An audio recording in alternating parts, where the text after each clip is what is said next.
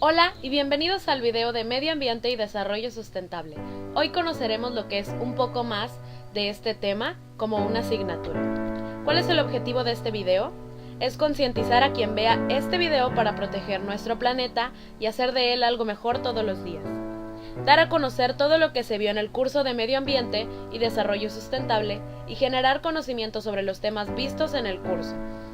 Comencemos sabiendo qué es el medio ambiente. El medio ambiente es un sistema formado por elementos naturales y artificiales que están interrelacionados y que son modificados por la acción humana. Se trata del entorno que condiciona la forma de vida de la sociedad y que incluye valores naturales, sociales y culturales que existen en un lugar y momento determinado. Los seres vivos, el suelo, el agua, el aire, los objetos físicos fabricados por el hombre y los elementos simbólicos, como las tradiciones, por ejemplo, componen el medio ambiente. La conservación de este es impredecible para la vida sostenible de las generaciones actuales y de las venideras. Ahora conozcamos el concepto de ecología.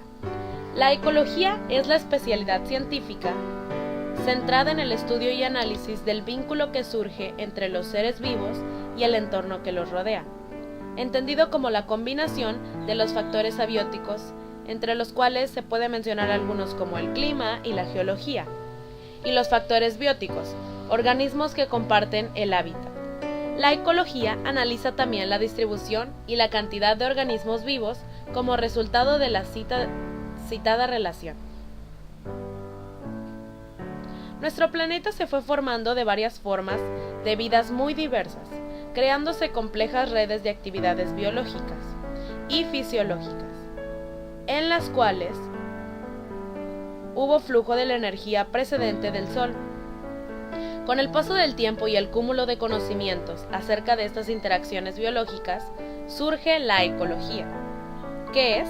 La ecología es una ciencia integradora porque le relaciona a la mayoría de las disciplinas del saber, de las que toma materiales y conocimientos para elaborar teorías propias mediante modelos muchas veces matemáticos e interdisciplinaria, porque es abordada por profesionistas de muy diversas corrientes que han permitido una conceptualización global. Sin estas aportaciones multi e interdisciplinarias, la ecología no podría funcionar como ciencia aislada, pues para estudiar las relaciones que existen entre los organismos o grupos de organismos y su medio, forzosamente se requiere estudiar a ambos y a dichas relaciones.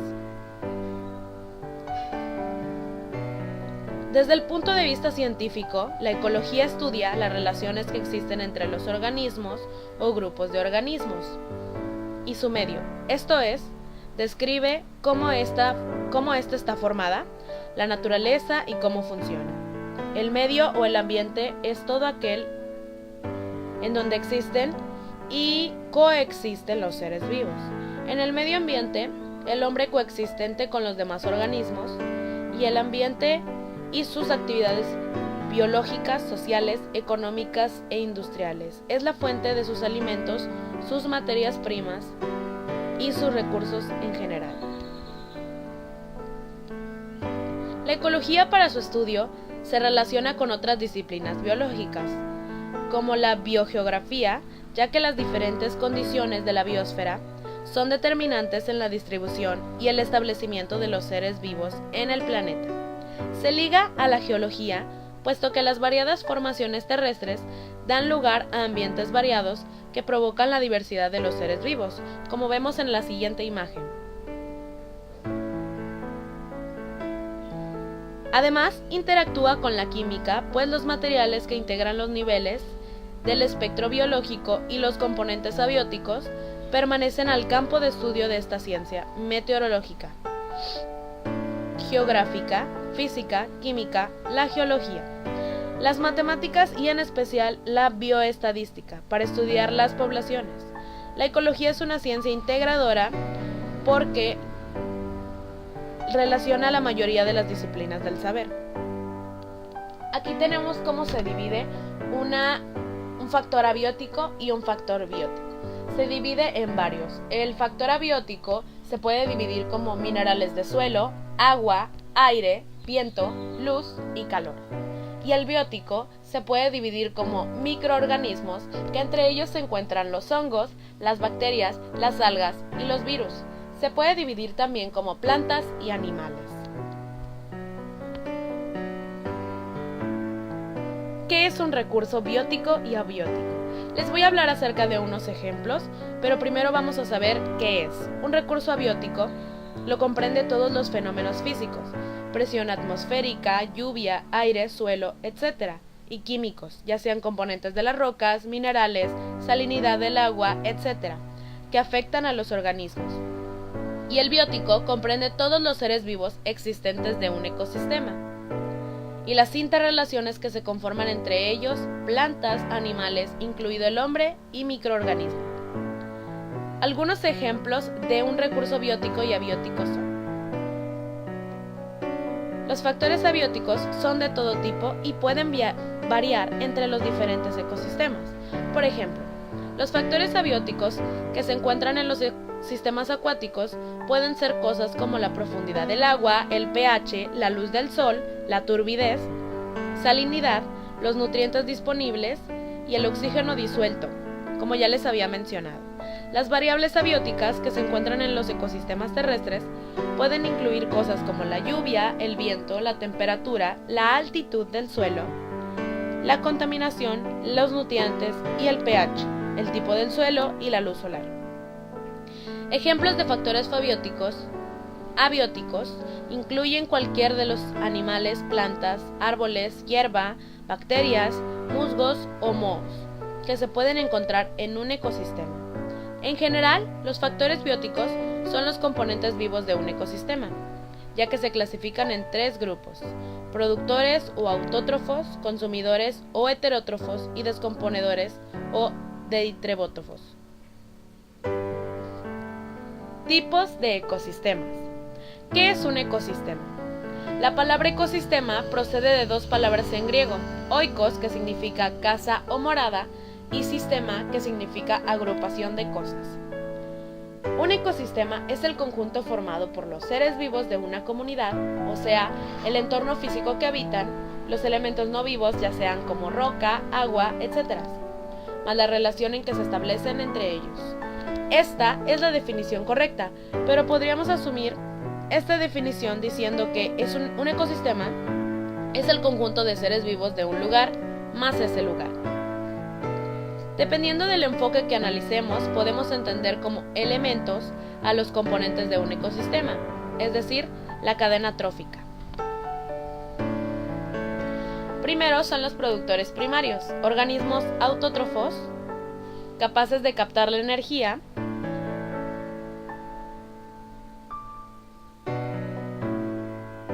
del entorno para producir materia orgánica partiendo de compuestos inorgánicos. Desde este punto, los organismos pueden ser clasificados según su fuente de carbono, la fuente de energía y los dadores de electrones. Fuente de carbono. Si obtienen el carbono del CO, entonces tenemos litótrofos, mientras que si lo hacen del compuesto orgánico, se les denomina organótrofos. Después tenemos las fuentes de energía. Si los organismos obtienen energía de la luz del sol, se denominarán fotótrofos, pero si lo captan de reacciones químicas, entonces hablamos de quiemótrofos. Dador de electrones. De por sí no aporta un nombre diferente, pues está íntimamente relacionado con la fuente de carbono. Si la fuente es CO2, el dador de electrones es un compuesto inorgánico, mientras que si son compuestos orgánicos, los mismos le cederán electrones. Por tanto, podemos encontrar organismos fotolitótrofos, organótrofos, quimiolítrofos y quimiorganótrofos, según la mezcla de las variables comentadas. Los elementos de los ecosistemas también se denominan en consumidores y descomponedores. Los consumidores son organismos heterótrofos, es decir, necesitan obtener materia y energía de otros organismos para poder sobrevivir. Si se alimentan de productores primarios, entonces serán consumidores primarios, es decir, herbívoros. A partir de aquí empieza una cadena de herbívoros y carnívoros capaces de comerse a los herbívoros. Consumidor secundario, o a un consumidor secundario, que sería el consumidor terciario, Por lo general, no suelen haber consumidores cuaternarios o superiores, pero si los hubiera, se nombraría siguiendo estas pautas que ya mencioné. Después tenemos los descomponedores. Podrían considerarse como parte de los consumidores en muchos casos. Son organismos que se alimentan de materia orgánica muerta, excrementos de otros organismos o residuos sólidos del suelo. Se les otorga una categoría diferente porque estos organismos transforman esta materia en compuestos inorgánicos mediante el proceso de descomposición. Esto permite que sea reutilizada por los productores primarios cerrando el ciclo. A diferencia de los consumidores, en este grupo podemos encontrar hongos, bacterias, protistas y animales pequeños como los gusanos, babosas o algunos insectos. O podríamos incluir otros elementos abióticos, recursos inorgánicos como el agua, atmósfera o el propio sustrato y sus sales. Después, aquí tenemos una imagen donde muestra los elementos de nuestro ecosistema, que ya vimos cuáles son. Se dividen en terrestres, mixtos y acuáticos. Después vamos a ver los reinos de los seres vivos. Estos son 5. El reino monera, protista, hongos, plantas y animales. Después tenemos las número de celas que tienen, ya sea unicelular o pluricelular, los tipos de celas que pueden ser eucariotas o procariotas, la nutrición que ya vimos pueden ser heterótrofos o autótrofos, y los organismos, ya sean las bacterias o algas, setas, levaduras, mohos, musgos, helechos, plantas con flores o animales tales como anfibios, reptiles, pájaros, mamíferos, peces, gusanos, esponjas, etc. Seguiremos conociendo la biosfera. ¿Qué es la biosfera? La biosfera, del griego bios, igual a vida, que es esfera. Es la capa del planeta Tierra en donde se desarrolla la vida. La capa incluye alturas utilizadas por algunas aves en sus vuelos, de hasta 10 kilómetros sobre el nivel del mar, y las profundidades marinas, como la fosa de Puerto Rico, de más de 8 kilómetros de profundidad. Sin embargo, estos son los extremos en general. La capa de la Tierra con vida es más delgada, ya que las capas superiores de la atmósfera tienen poco oxígeno y la temperatura es muy baja, mientras que las profundidades de los océanos mayores a 1000 metros son oscuras y frías. De hecho, se ha dicho que la biosfera es como la cáscara de una manzana en relación a su tamaño. Como penúltimo tema tenemos al impacto ambiental, que se define como la modificación del ambiente ocasionada por la acción del hombre o de la naturaleza. Un huracán o un sismo pueden provocar impactos ambientales. Sin embargo, el Instrumento de Evaluación de Impacto Ambiental, el EIA, se orienta a los impactos ambientales que eventualmente podrían ser provocados por obras o actividades que se encuentran en etapa de proyecto. Impactos potenciales, o sea, que no han sido iniciadas. De aquí el carácter preventivo de este instrumento. Como último tema tenemos a la vulnerabilidad, que es el riesgo que una persona, sistema u objeto puede sufrir frente a peligrosos inminentes. Sean ellos desastres naturales, desigualdades económicas, políticas, sociales o culturales. Es algo que estamos viviendo en nuestro México.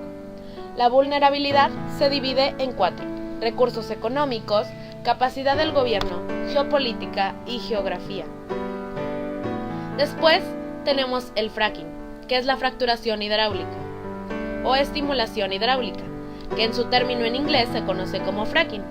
Es una técnica para posibilitar o aumentar la extracción de gas o petróleo del subsuelo.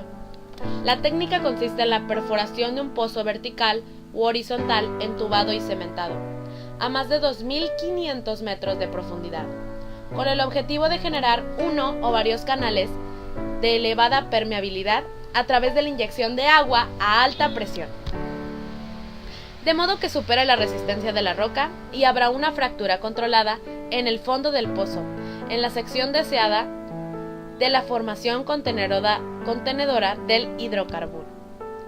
Y mi conclusión de este video y de este curso es que desarrollamos una visión integrada del contexto en el que vivimos y se va a desempeñar. así como de los problemas en cuyas soluciones puede contribuir tanto como un profesionista de campo determinado o como un individuo integrante de un conglomerado social. Creamos concientización acerca de la falta de recursos de nuestro planeta y aprendimos muchas cosas acerca de los temas que vimos en este curso de medio ambiente. Ahora elevamos nuestro nivel de conciencia para poder entender muchas cosas de las que no estábamos enterados gracias a los videos asignados en este curso. Muchas gracias por ver este video.